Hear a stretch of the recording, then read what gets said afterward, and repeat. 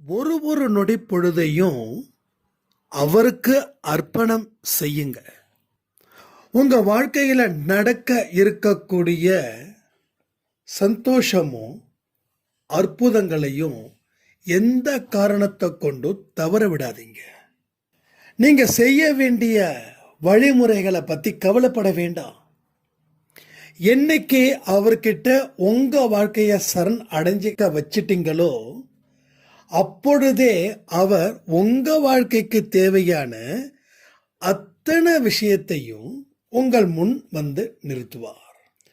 So லைஃப்பில் பொறுத்த வரைக்கும் பல நல்ல விஷயங்கள் உங்களுக்கு திரும்ப திரும்ப கிடைக்கணும். அப்பொழுது தான் உங்கள் வாழ்க்கையில் நீங்கள் சந்தோஷமாக வாழ முடியும். கடவுளுடைய அற்புதத்தையும் அதிசயத்தையும் பெற முடியும்.